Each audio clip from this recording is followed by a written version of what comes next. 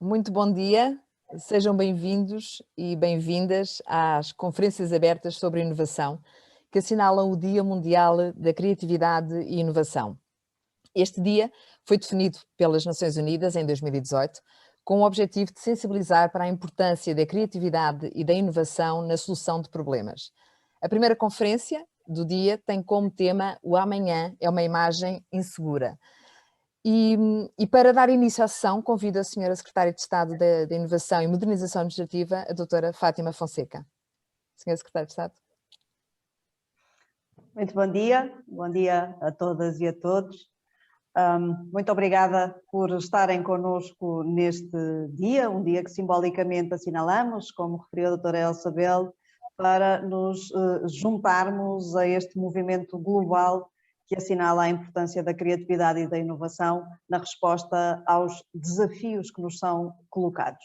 E são colocados pelo contexto que vivemos, são colocados pelo facto de nós vivermos no mesmo planeta, com um conjunto de responsabilidades que devemos trabalhar coletivamente. E é para esse desafio que nos convoca a Organização das Nações Unidas, quando nos apresenta a Agenda 2030 e nos desafia para respondermos aos Objetivos de Desenvolvimento Sustentável. Ora, precisamente porque comungamos deste compromisso coletivo, porque estamos particularmente sensíveis para os amanhãs que não controlamos, pelo contexto que vivemos, e porque cada vez mais sabemos que a colaboração, a participação e a capacitação são fundamentais para elevarmos a nossa capacidade de inovar com outro nível de maturidade, não quisemos deixar de assinalar esta data, que na verdade, é assinalada e foi desenhada colaborativamente por várias áreas de governo, e quero desde já assinalar e saudar e agradecer o envolvimento ativo do INA, da AMA, da FCT e do Instituto Nacional de Reabilitação, que uma vez mais nos permitem estar aqui em conjunto, a debater, a provocar e a suscitar a reflexão coletiva. Ora, criatividade e inovação, e gostaria de começar por aí, é algo que nós temos vindo não só a assinalar, mas a promover na realidade desde a legislatura anterior. E sim, é possível ter uma administração pública inovadora. Nós temos vindo a fazer em Portugal um caminho muito interessante nesta matéria, um caminho que é reconhecido internacionalmente, e basta atentarmos em dois exemplos deste patamar de referência em que Portugal já se colocou nesta matéria. Por um lado, em 2020, pela primeira vez no European Innovation Scoreboard, Portugal passou a integrar o grupo dos países fortemente inovadores, ocupando o 12º lugar entre os Estados-membros da União Europeia. E, por outro lado, quando a OCDE analisou as práticas inovadoras de resposta à pandemia da doença Covid-19, Portugal, no conjunto dos países que foram analisados e no conjunto dos projetos, dos 453 projetos mais inovadores que foram rastreados, 37 foram apresentados por Portugal. Portanto, Portugal posiciona-se de forma muito interessante em matéria de criatividade, de inovação, de resposta diferenciada a problemas complexos. E a verdade é que a pandemia tornou claro para todas e para todos que o amanhã é mesmo uma imagem insegura, insegura talvez seja excessivo, uma imagem indefinida. E se é uma imagem indefinida, nós precisamos encontrar as respostas que nos permitam não só reagir quando a imagem se torna mais clara, mas sobretudo estarmos preparados e antecipar as respostas que esse futuro, do qual nós queremos fazer parte, esse futuro se apresenta. Ora, deixem-me partilhar convosco alguns dos exemplos daquilo que temos vindo a fazer para construir, reforçar esta capacidade de inovação na administração pública portuguesa. Temos uma estratégia definida para o Horizonte 2023, onde inscrevemos medidas e metas concretas que concorrem para a concretização de objetivos transversais e setoriais de inovação e modernização do Estado e da administração pública.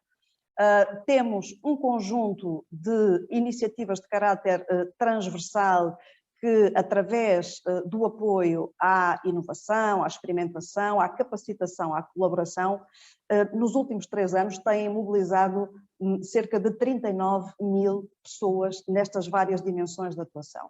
E daqui permite-me destacar o papel que o Laboratório de Experimentação da Administração Pública, o LabX, residente na Agência para a Modernização Administrativa, e as equipas de inovação, quer da AMA, quer do INA, que no contexto do sistema de incentivos à inovação na gestão pública, têm desenvolvido e mobilizado muitos e muitas interessadas para refletir e construir de forma colaborativa um conjunto de instrumentos que estimulam a inovação. Temos também vindo a adotar modelos de gestão pública que abrem espaço à criatividade, porque são modelos crescentemente participados pelos trabalhadores e trabalhadoras da administração pública, pelos cidadãos e pelas cidadãs, por inúmeros parceiros externos, e nesta medida temos desenvolvido já ao longo do último ano e meio mais de 100 oficinas de participação, 3 planos de trabalho colaborativo e temos investido fortemente no Centro de Desenvolvimento de Liderança e na sua oferta de capacitação, que permitem treinar os líderes e os futuros líderes da administração pública para este tipo de modelo de gestão que é participado e que mobiliza a inovação. Estamos também envolvidos em várias redes internacionais de partilha de boas práticas em matéria de inovação, nomeadamente aquela que referi há pouco, o Observatório para a Inovação no Setor Público da OCDE, entre outros, e desenvolvemos inclusivamente uma ferramenta de autoavaliação da cultura de inovação, que é um primeiro passo para, através da autoavaliação das circunstâncias concretas de cada organização, poder ser desenvolvido um plano de capacitação adequado a cada realidade que permita implementar sistemas de gestão da inovação nas várias organizações da administração pública. Estamos, portanto, a avançar, estamos a construir coisas novas, estamos a dar, sobretudo, passos sólidos que nos permitem projetar a inovação como um futuro apetecível. Ora, porque sabemos que a inovação é, sobretudo, uma capacidade humana que floresce no ambiente certo, e sabemos que é possível transformá-la numa capacidade robusta e transversal à administração pública, estamos precisamente comprometidos com o reforço deste ecossistema de inovação, se nos dotarmos dos instrumentos certos e estimularmos a atitude que é necessária. E assim teremos capacidade de termos soluções simples para problemas complexos, soluções participadas para problemas difíceis, soluções colaborativas para problemas que atravessam as fronteiras das organizações e dos países, soluções que nascem antes que os problemas se manifestem e soluções que são aplicadas com rapidez quando o inesperado acontece. Temos a certeza que é com esta capacidade que construiremos uma rede de segurança para a incerteza de qualquer amanhã. E é com esta convicção que me despeço e vos desejo uma ótima sessão de trabalho. Muito obrigada. Muito obrigada, Sra. Secretária de Estado. Iniciamos então agora o debate sobre o tema O Amanhã é uma Imagem Segura. No painel de conferencistas temos connosco Sónia Aniceto, artista plástica e professora, Cláudia Costa, professora adjunta do Instituto Politécnico de Bragança, Patrícia Gomes, vice-presidente do Instituto Politécnico do Cabo e do Ave e coordenadora do projeto OPAS, do qual vamos falar também, e vai moderar o debate Soraya Ramos, jornalista da RTP. Muito obrigada por terem aceito o nosso convite. Durante a sessão, alerto para, tal como já vem sendo hábito, durante a sessão os participantes podem utilizar a ferramenta disponível no ecrã, designada por Q&A, Questions and Answers, para colocar questões que serão depois respondidas no final da sessão. Nesta sessão está ainda o Dr. Luís Figueiredo, do Instituto Nacional para a Reabilitação, que vai fazer a interpretação para a língua gestual portuguesa. Passo então a palavra à jornalista Soraya Ramos. Muito obrigada. Obrigada, Elsa Belo. Que prazer estar aqui convosco. A Elsa Belo é subdiretora-geral da Qualificação dos Trabalhadores em Funções Públicas. Estava agora a coordenar esta primeira parte do grande dia de inovação. É muito bom ver-vos por aqui a todos e ver que ainda estão algumas pessoas a entrar nesta sala virtual. São muito bem-vindos. Obrigada por estarem aí. Estamos todos muito cansados de ecrãs, mas também sei que a organização hoje fez de tudo para que esta hora e este dia valha mesmo a pena. O meu nome é Soraya Ramos, sou jornalista, tenho 17 anos de profissão, formei-me na Universidade de Coimbra e na Alemanha e trabalho na RTP. Vou moderar esta primeira sessão que, além das nossas convidadas, conta com todos vocês e por isso mesmo podem ir colocando as vossas dúvidas e questões e comentários nesse chat, no Questions and Answers que a Elsa referia. No final vamos guardar algum tempo para que as nossas convidadas possam responder às vossas perguntas. Hoje vamos aqui ligar o país todo e é a grande vantagem desta conferência ser online, não precisamos de sair do sítio, mas estamos todos ligados. Eu estou em Lisboa, vamos ao Cávado e ao Ave, esta zona nortenha, e ainda mais a norte vamos também à zona de Bragança. Há também ligações diretas com participantes que assistem do estrangeiro e é muito bom ver-vos por aí. Hoje é o Dia Mundial da Criatividade e Inovação e é por isso que estas conferências são hoje, foram bem escolhidas o dia exatamente para isso. O amanhã é uma imagem insegura ou segura, vamos perceber, e não há ano melhor para falarmos em criatividade e em inovação do que este que com a pandemia trouxe tantos desafios e obrigou-nos a inovar e a ser criativos todos os dias, até no trabalho e até em casa.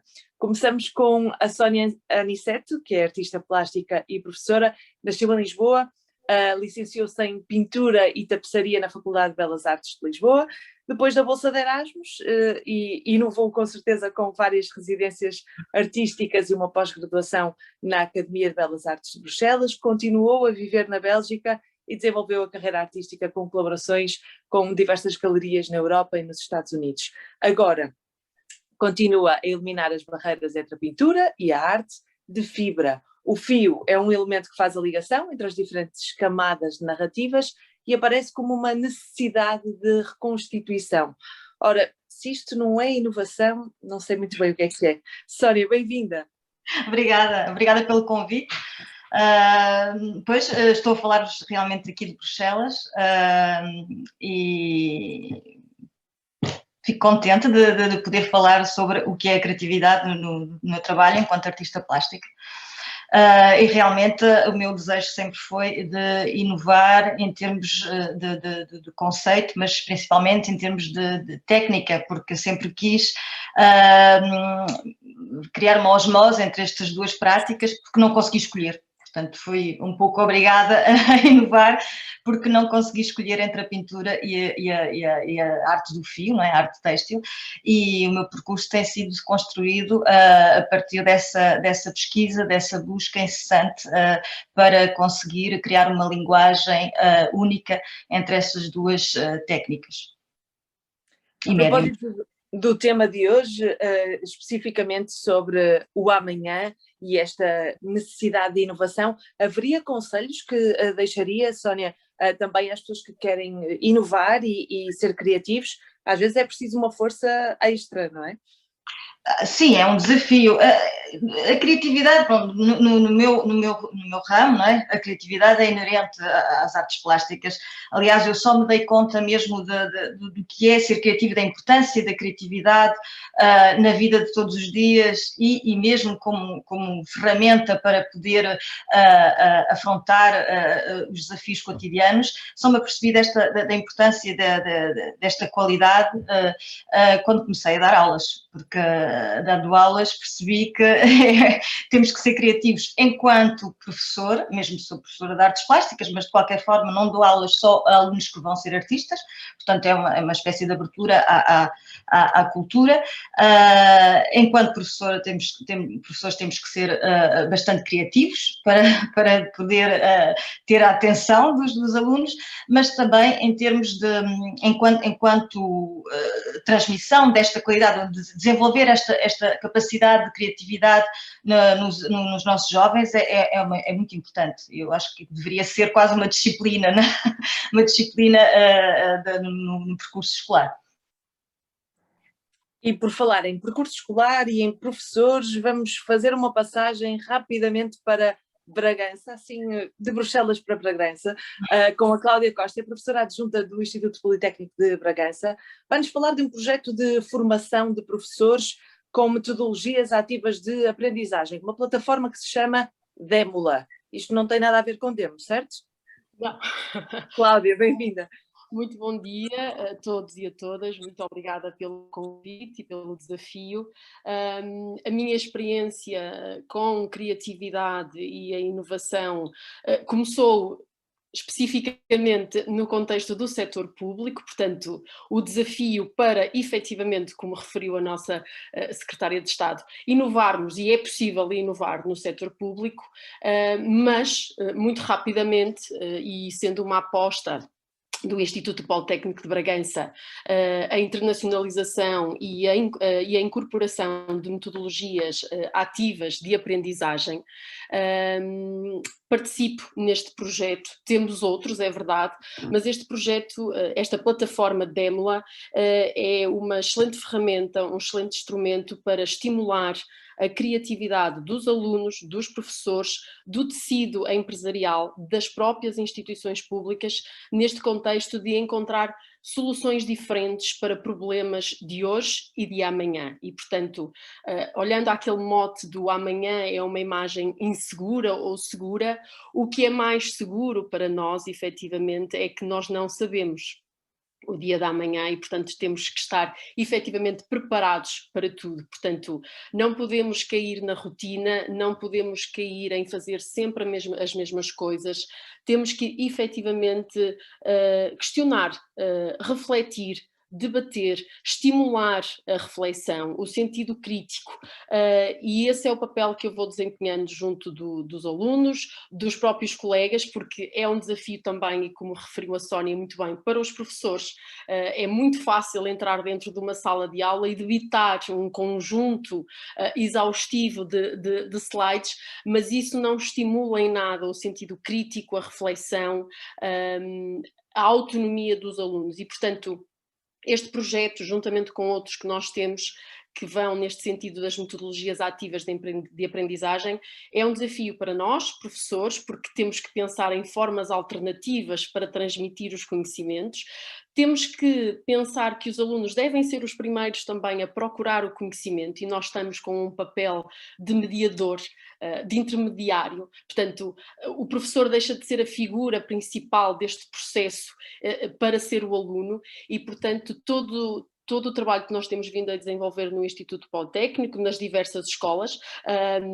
Eu estou em Mirandela, concretamente, na Escola Superior de Comunicação, Administração e Turismo, que é uma das escolas do Instituto Politécnico de Bragança, portanto, estamos envolvidos neste desafio e sabemos que não mudamos o amanhã de um dia para o outro, mas vamos colocando pequenas sementes e o amanhã do amanhã será certamente melhor.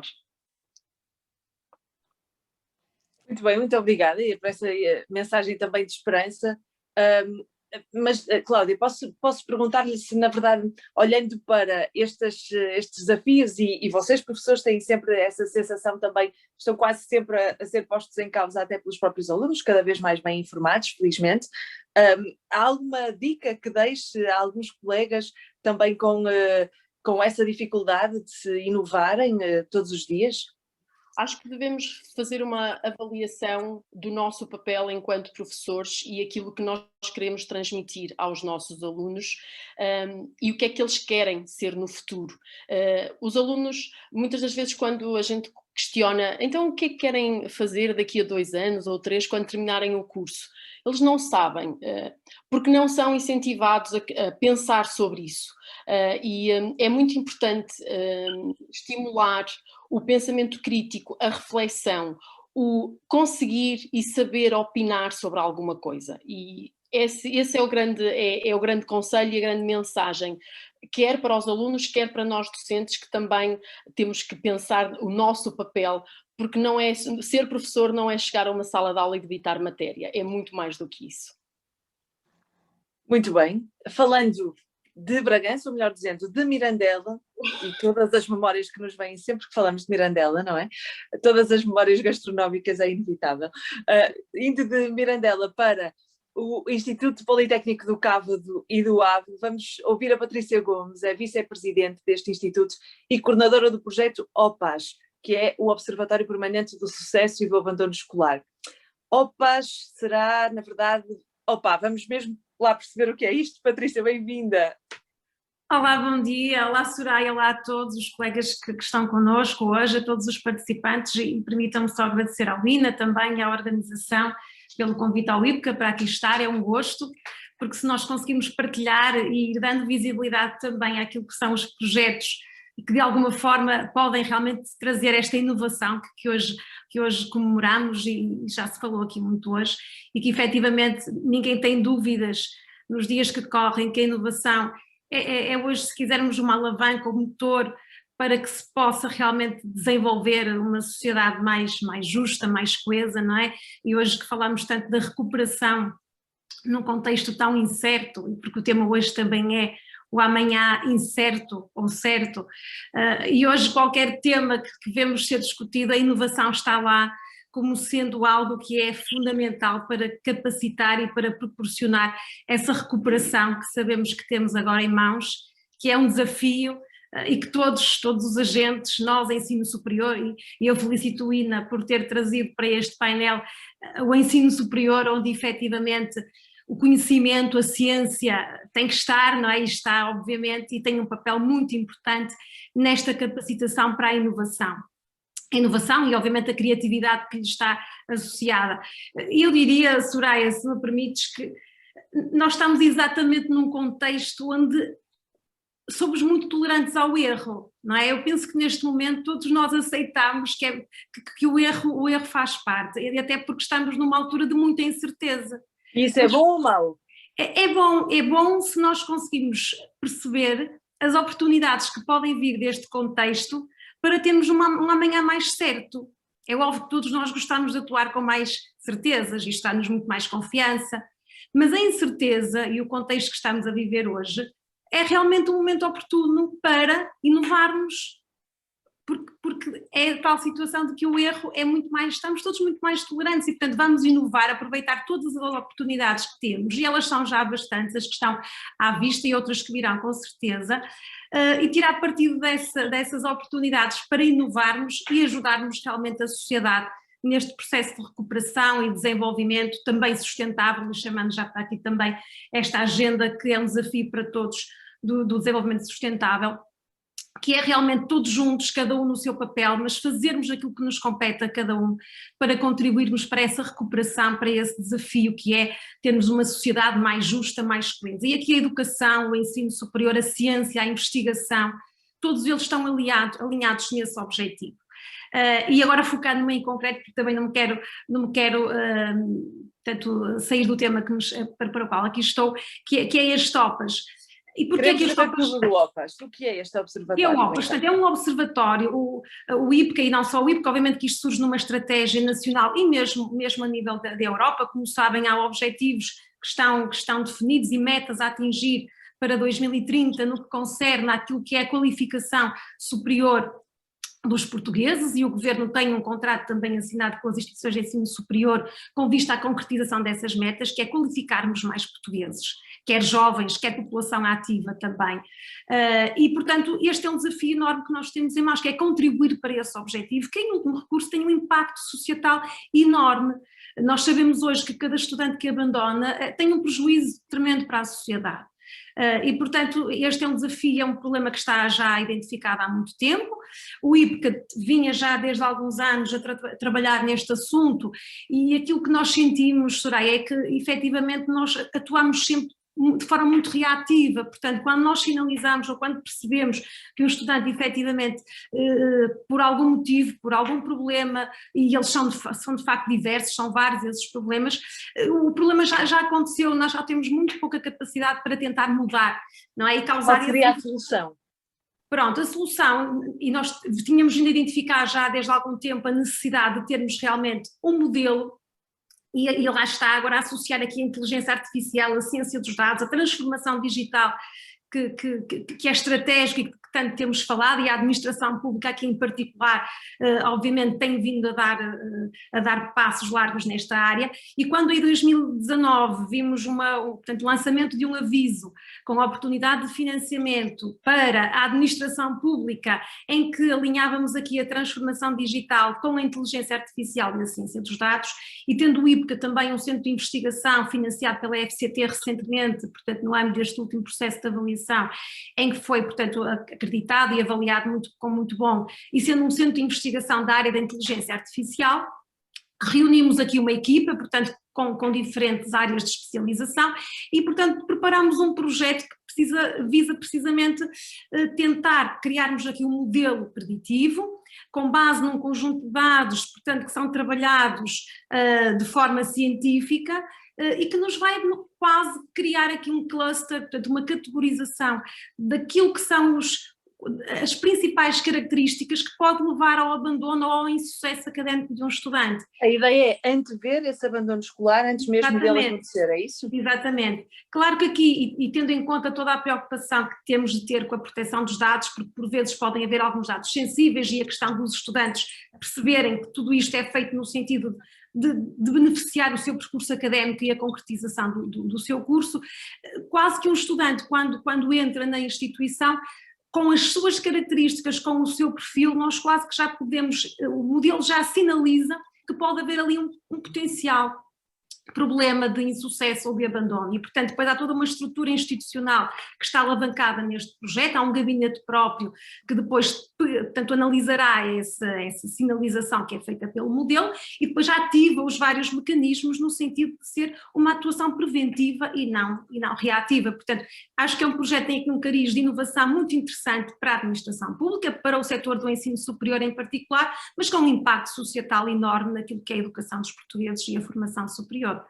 Assim, a vossa ideia é, no fundo, também vender, com as devidas aspas, essa vossa ideia com o uso da inteligência artificial também a outros setores? Sem dúvida. Sem dúvida, Soraya. Este centro de investigação tem uma área que tem a desenvolver, é exatamente como é que nós podemos beneficiar da inteligência artificial para melhorar os serviços públicos em concreto. E, portanto, nós também quisemos tirar partido, obviamente, daí, e como era uma área onde nós tínhamos aqui esta limitação identificada, associada a um financiamento que veio mesmo a calhar, digamos assim, e, portanto, aqui também de enaltecer e apelar a quem de direito e quem tem o poder de decisão naquilo que é a distribuição de verbas e de fundos, que possam apoiar também este tipo de projetos inovadores, mas que podem realmente fazer muita diferença e impacto no desenvolvimento da sociedade. Patrícia, por uma questão de curiosidade, e se souber responder naturalmente, quando apresentam este projeto também aos estudantes, eles não ficam um pouco reticentes? Falamos tanto de inteligência artificial que às vezes pode ser um pouco vista com maus olhos, tendo em conta também, claro, a privacidade dos dados.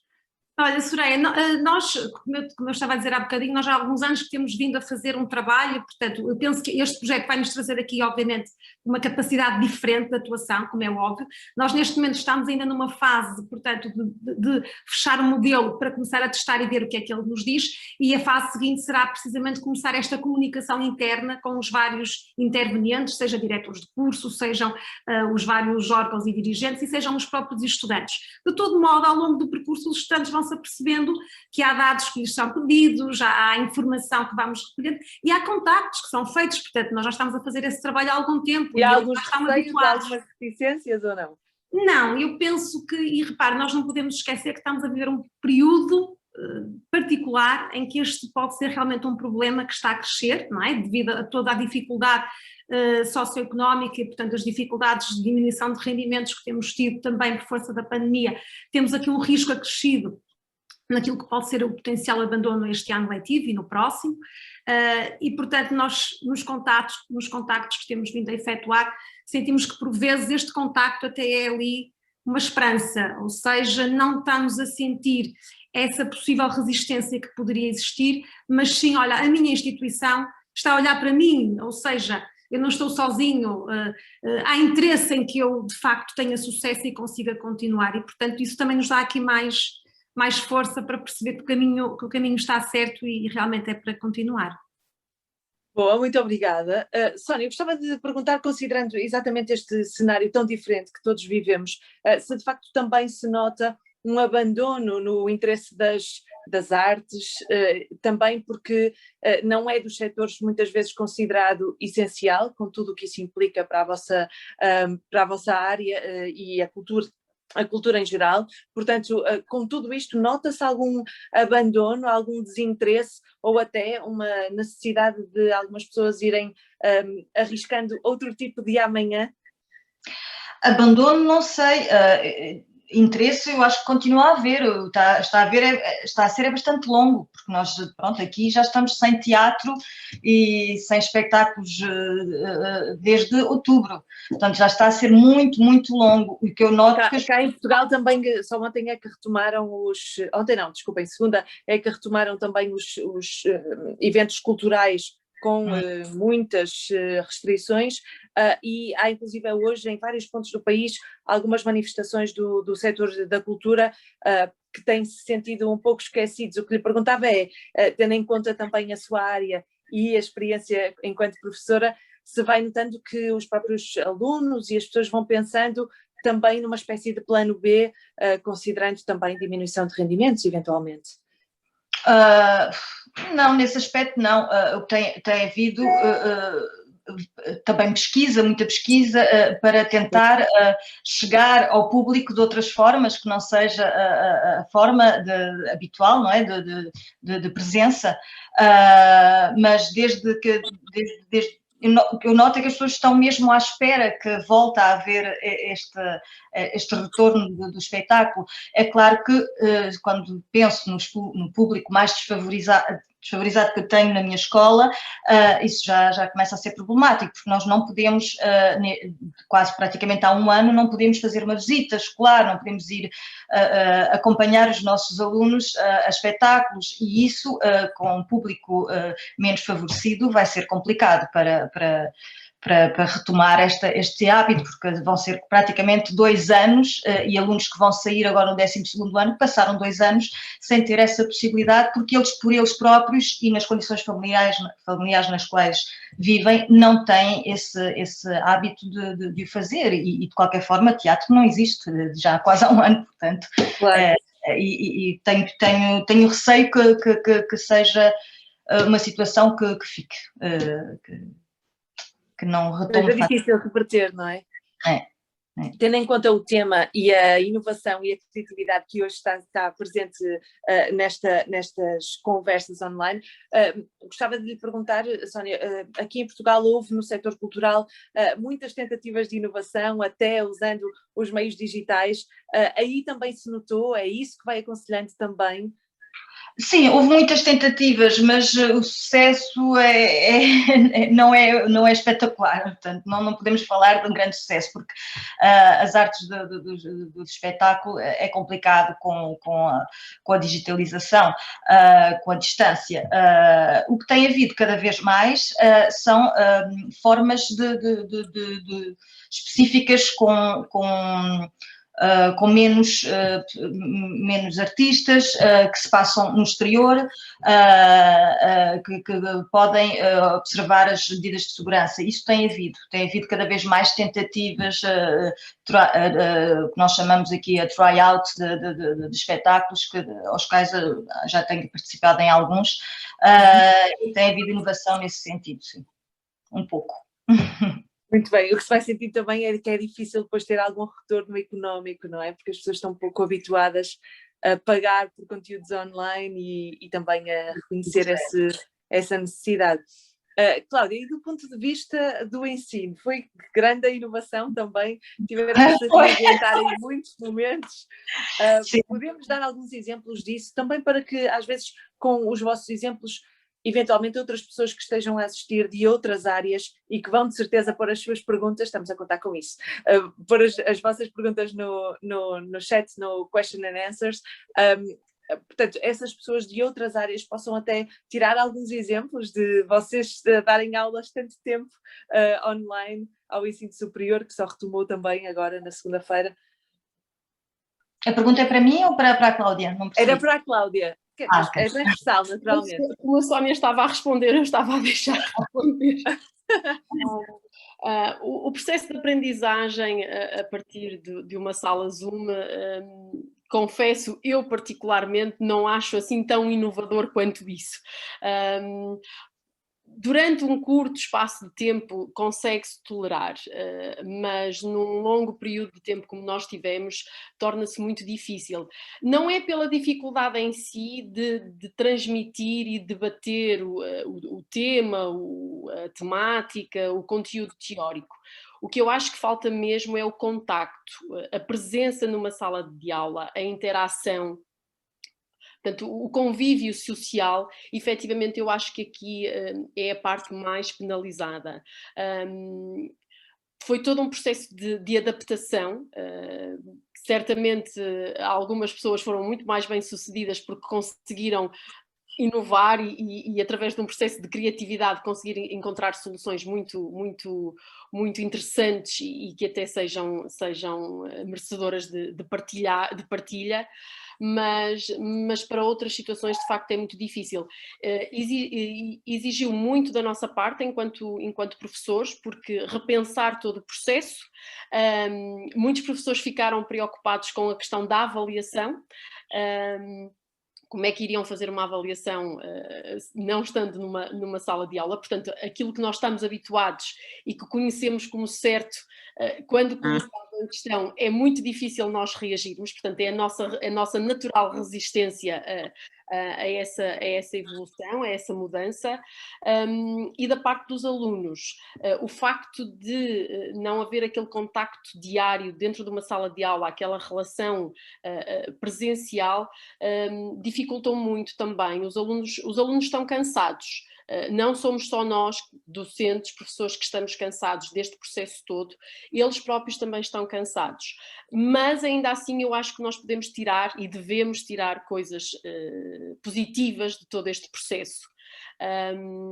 E eu acredito que a pandemia acabou por despertar nos alunos e estimular nos alunos uma maior capacidade para eles serem mais autónomos, para procurarem eles a informação, o professor ajudar quando eles achem necessário. Portanto, acredito que haja coisas boas e nós devemos tirar os aspectos positivos desta pandemia, porque a pandemia não é só coisas más. Portanto, foi um processo difícil, é um processo difícil.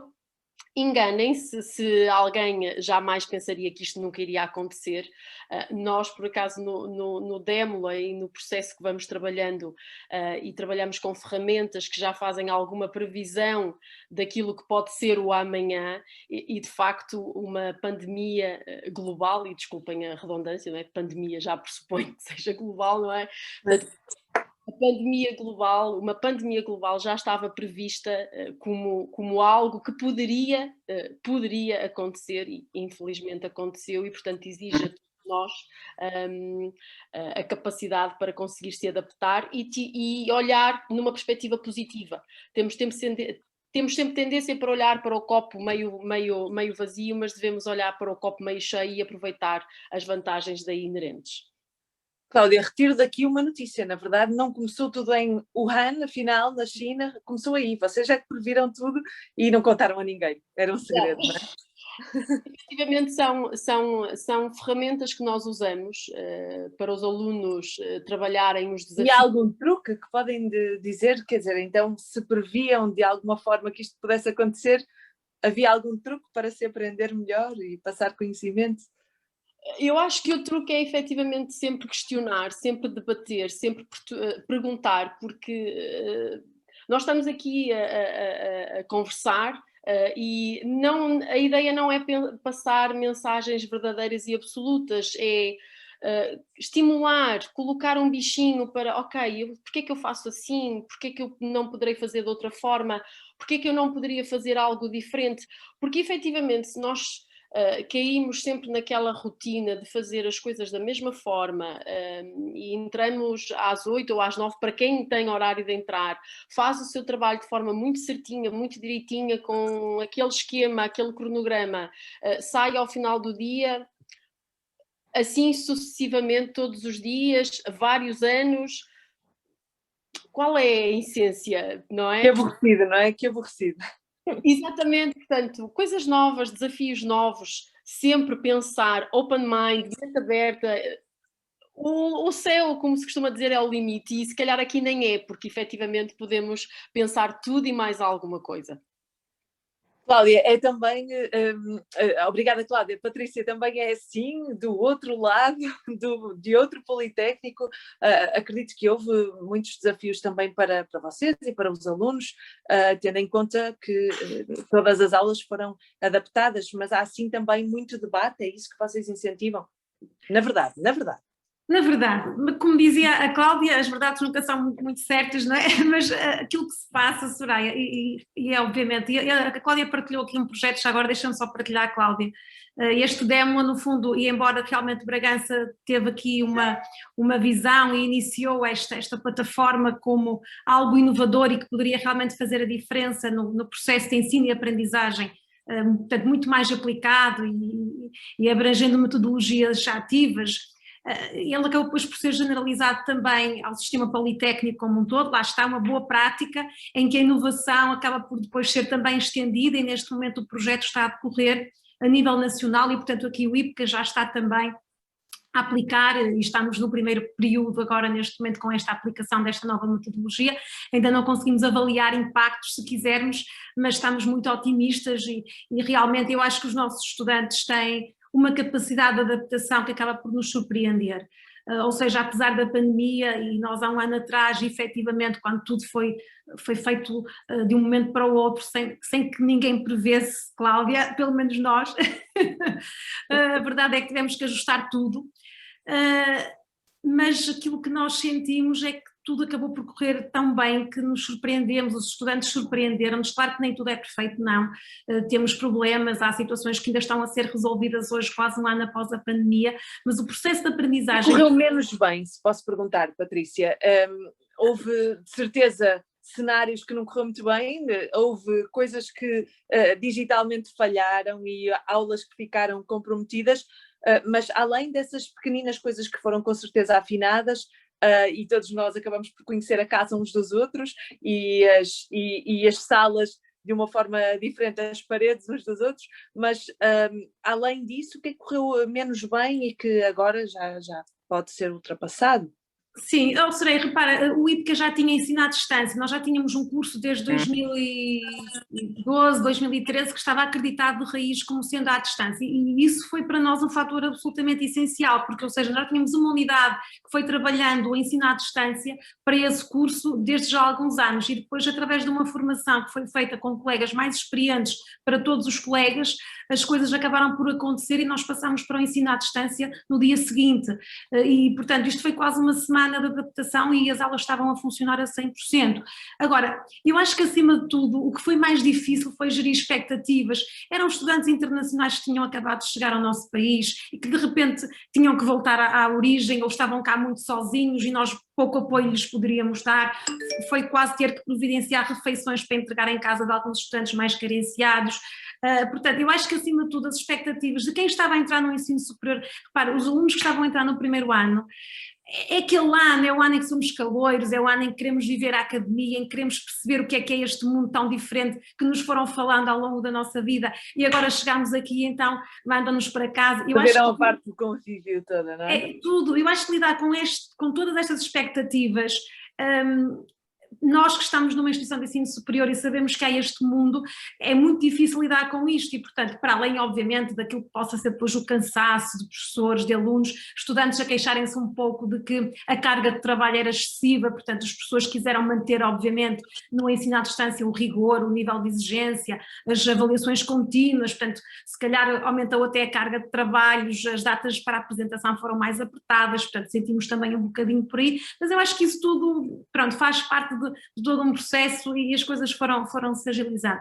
Eu acho que o que é mais difícil realmente é esta questão dos estudantes. Sabemos também que depois tudo o que é o ambiente familiar, estudantes que têm um ambiente familiar mais complicado, as coisas complicam-se também e, portanto, nós temos esse apoio também do ponto de vista da psicologia, que foi intensificado nesta fase, porque sabemos que há mais problemas, e, portanto, lidar com estas situações que muitas vezes nos fogem ao controle, mas que não podemos deixar de olhar para elas, pensei que são as mais complicadas. Tudo que é tecnologia, as coisas sinalizadas foram sendo resolvidas, nós implementámos até já agora, também acaba por ser inovador, implementámos para este ano letivo, para proporcionar um ensino híbrido, portanto naquilo que são as turmas de maior dimensão, em que temos uma parte da turma presencial e uma parte a assistir à distância, portanto fizemos um investimento nos smartboards que permitem realmente quase que criar a sala de aula, ou seja, o estudante que está a assistir à aula em casa, ele está a ver toda a turma, está a ver toda a sala e criar pode intervir também, não é? Um ambiente virtual, portanto,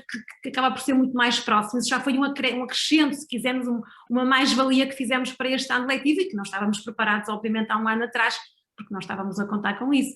Mas pronto, eu acho que todo o processo, eu penso que o saldo é sempre muito mais positivo e acho que todos hoje, passado um ano, aprendemos tanto, coisas que não pensaríamos, não é? Mas já que estamos numa de olhar para as avaliações e temos falado também já com a Patrícia e com a Cláudia sobre esta nova plataforma, enfim, nova por parte das metodologias ativas de aprendizagem e de um processo de formação de professores, a tal Démula, na prática isto significa avaliar, e é uma pergunta para as duas, para a Patrícia e para a Cláudia, permite avaliar como os professores que já estão tantas vezes avaliados, o que é que muda, em que é diferente esta plataforma?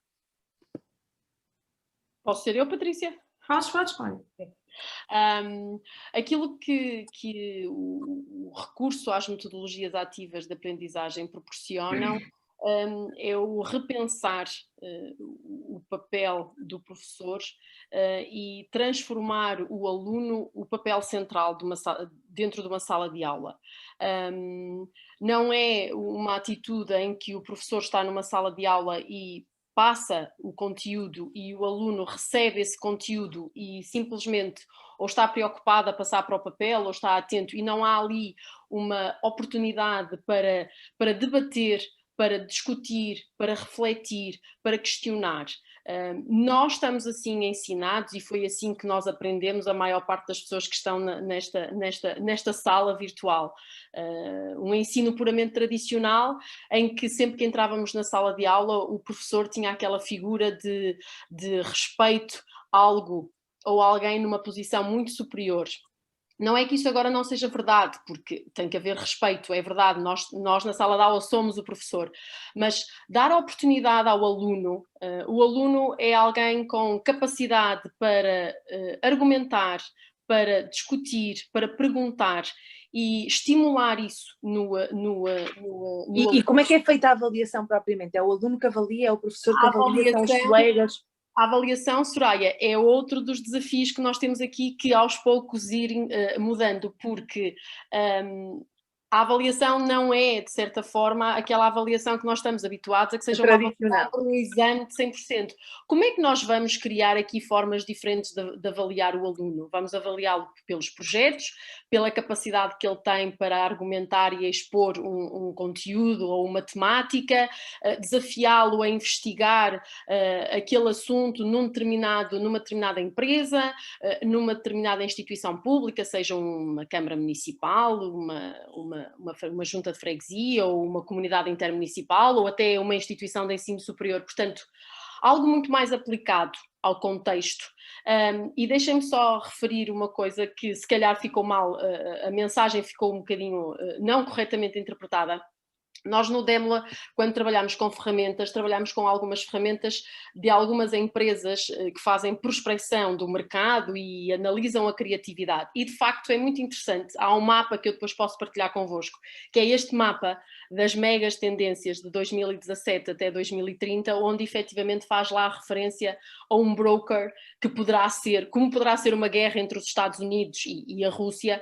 É engraçado perceber que está lá e aparece lá uma pandemia global e portanto alguém já pensou nisso, portanto é interessante nós questionarmos a nós próprios, ok, nós nunca nos passou pela cabeça, portanto é interessante perceber isso e perceber outros assuntos e a partir daí começarmos a trabalhar em soluções e portanto passarmos de um modelo de ensino puramente tradicional, com aquela figura do professor, em que é o suprassumo da sabedoria e do conhecimento, e passarmos para um nível, não diria mais baixo, mas mais igualitário, em que o aluno está num pé de igualdade com o professor, onde há um diálogo, um debate, é a mesma coisa que introduzirmos e tentarmos mudar aquilo que se passa no setor público com a questão da burocracia, o trabalharmos com outras pessoas, este trabalho colaborativo, não haver aquela figura do chefe como sendo também aquela figura de topo,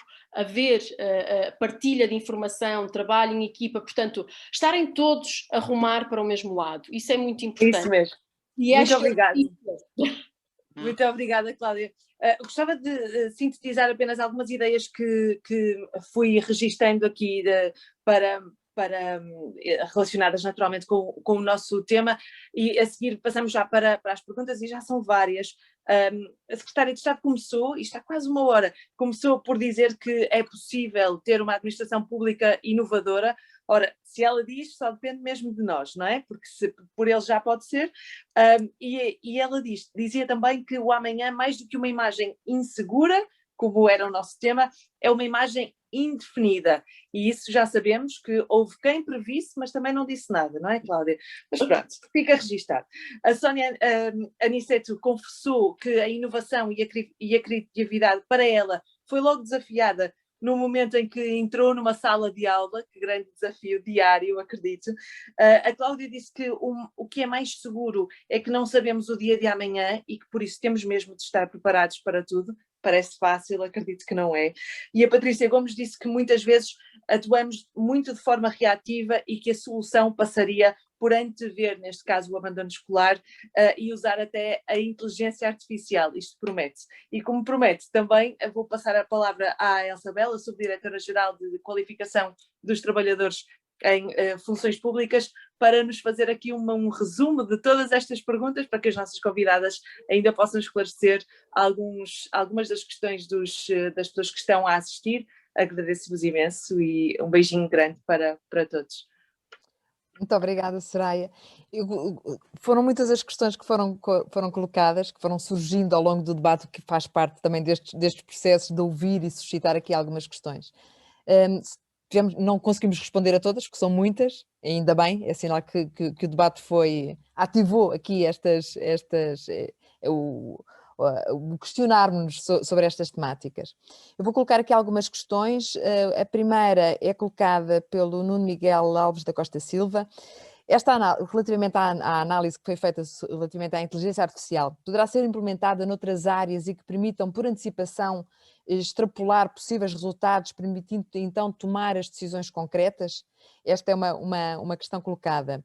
Também outra questão aqui colocada, de Isabel da Veiga Cabral: o facto de haver uma preocupação em criar capacidade crítica durante as aulas presenciais ou não, o conhecimento advém do cruzamento mais diversificado de experiências e informação, que se consegue apenas no contacto prático com diferentes pessoas e realidades. Já equacionaram esta questão nos programas escolares, na forma do ensino, que pretendem então que possam ser inovadores nesta questão? Relativamente aqui a outra questão que é colocada, portanto vou colocar três, da Isabel da Veiga Cabral também: é um problema para o grupo expressivo de alunos oriundos de meios menos favorecidos não ter participação em atividades ligadas à cultura e ao património cultural e que, como foi referido, vão acabar agora com os seus estudos. O que se propõe então como alternativas para colmatar esta grave lacuna? São três questões.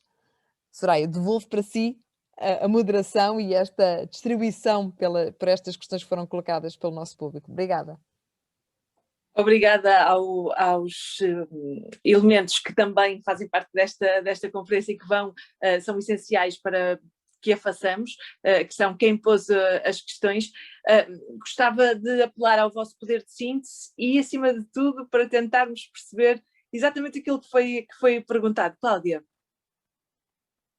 E acenando, Posso já, tanto aqui num processo de síntese, obrigada pela questão. De facto, esse é mesmo o grande desafio e efetivamente ou infelizmente não é algo que nós vamos conseguir mudar de um dia para o outro, mas já estamos com este projeto há 3, 4 anos, já temos um conjunto significativo de instituições públicas, privadas, que vão colaborando connosco e a tendência será efetivamente aumentar, e isso tudo é interessante porque efetivamente os alunos têm aqui já uma diversidade de elos de ligação e de pontes e de contactos que depois um dia mais tarde até pode ser útil para o primeiro trabalho na vida ativa.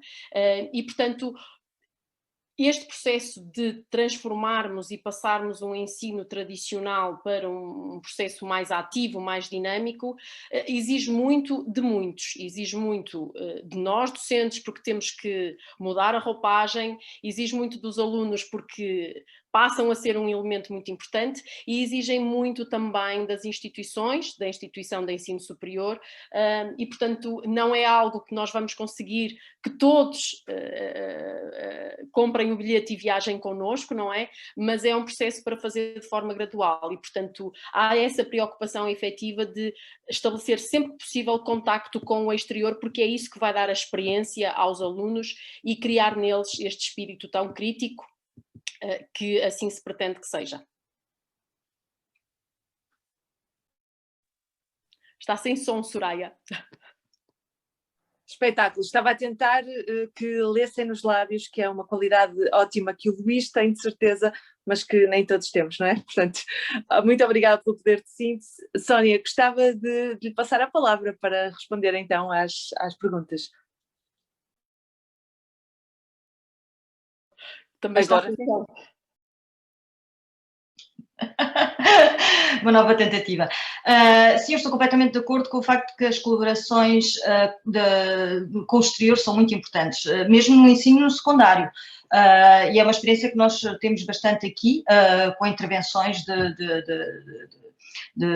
profissionais do ramo artístico ou não, que vêm à escola, mas pronto, infelizmente neste momento tudo isto está um bocadinho bloqueado, esperamos que mude em breve. Mas eu acho que é realmente uma coisa muito importante de levar a escola, abrir a escola ao exterior e trazer o exterior à escola, já no ensino secundário também. Patrícia.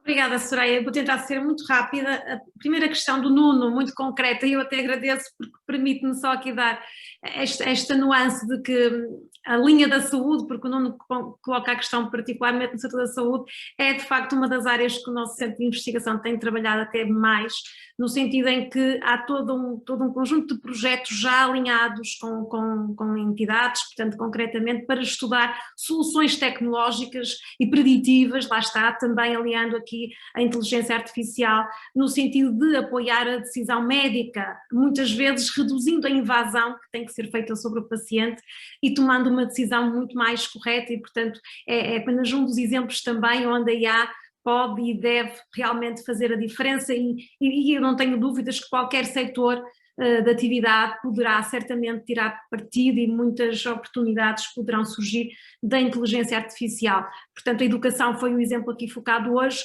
mas a saúde é também uma área que trabalhamos imenso com vários projetos até já com mais historial e mais resultados já divulgados e publicados. Só sobre a questão também dos diferentes estudantes que nos surgem, que vêm de diferentes meios socioeconómicos, nós temos plena consciência de que recebemos estudantes com perfis muito distintos, com dificuldades também diferentes. O nosso desafio, o nosso papel é exatamente tentar que estes estudantes chegam-nos cá com diferentes pontos de partida, mas cheguem ao final com as mesmas oportunidades e, se possível, com o mesmo nível de competência ou muito aproximado. E, portanto, compete-nos a nós também depois, neste trajeto que fazem connosco, proporcionar-lhes atividades extracurriculares oportunidades de verem outro mundo, de terem outras vivências, e isso acaba por acontecer, quer em projetos de voluntariado que temos com a sociedade, quer atividades que proporcionamos, onde são abordadas até formações de caráter de valor humanista, de caráter filosófico, que obriguem o aluno realmente a desenvolver este pensamento crítico e reflexivo que a Cláudia falava, e que é fundamental quando lhes colocamos desafios e projetos em que esperamos que eles idealizem, que eles pensem de como é que podem apresentar uma solução para uma empresa, para uma entidade. E isto também tem a ver com este Open Mind que é importante introduzir, e isto tem que ser feito desde logo do início, e a Sónia dizia há bocadinho que já no secundário trabalham muito esta abertura do ensino também para o exterior, e isso é fundamental, porque quando eles nos chegarem aqui já vêm com algum trabalho, algum treino feito, o que é essencial. Mas de facto os alunos são diferentes à partida, nós temos que os tratar de forma a dar-lhes as oportunidades que precisam para chegar a um fim de forma mais próximos e coesos possível. Seja assim, então, Patrícia, muito obrigada, Cláudia, Sónia, um painel de mulheres que é apenas o primeiro de vários neste Dia da Criatividade. Todo o dia será assim, neste Dia da Criatividade, a mostrar que a administração pública pode de facto inovar, ser criativa e que pode ser ainda mais do que está a ser, porque depende mesmo de todos em cada uma das suas áreas. Muito obrigada à Direção-Geral da Qualificação dos Trabalhadores em Funções Públicas pelo convite, espero ter estado à altura. Elsa, é mesmo convosco o resto da criatividade. Muito obrigada. Muito obrigada, esteve mais que à altura, estivemos todas, e o Luís, obviamente, que esteve aqui a participar durante a sessão toda. Muito obrigada pelas vossas palavras, muito obrigada pela partilha de conhecimento e de experiências, de terem dado também este cunho pessoal à criatividade e à inovação. Antes do encerramento, pedimos a vossa apreciação sobre esta videoconferência, preenchendo o inquérito que vai estar aqui disponível no ecrã, para todos preencherem o que é que consideraram sobre esta sessão. E damos então por encerrada a sessão sobre o tema "O amanhã é uma imagem insegura, incerta, não sabemos", e temos estas projeções que queremos desenvolver através da criatividade e da inovação, porque elas são essenciais, de facto, para anteciparmos o que nos chega, sabendo que não conseguimos antecipar tudo. A gravação desta sessão será disponibilizada no canal YouTube da Inovação AP. Agradecemos a presença dos nossos convidados, Sónia Aniceto, Cláudia Costa, Patrícia Gomes e a moderação da Soraya Ramos. E agradecemos a todos os participantes, todas as pessoas que nos vieram assistir, que nos vieram dar o apoio para a inovação. E ao meio-dia, ou seja, já daqui a pouco mais de 20 minutos, temos então a segunda conferência deste dia, vamos ter 4 no total, a segunda conferência deste dia com o tema "A tradição é certeza". Será que é? Vamos ficar a saber agora ao meio-dia. Venham assistir à sessão, ainda é possível fazer inscrições, porque temos a sala bastante grande para receber todos, e até já. Muito obrigada.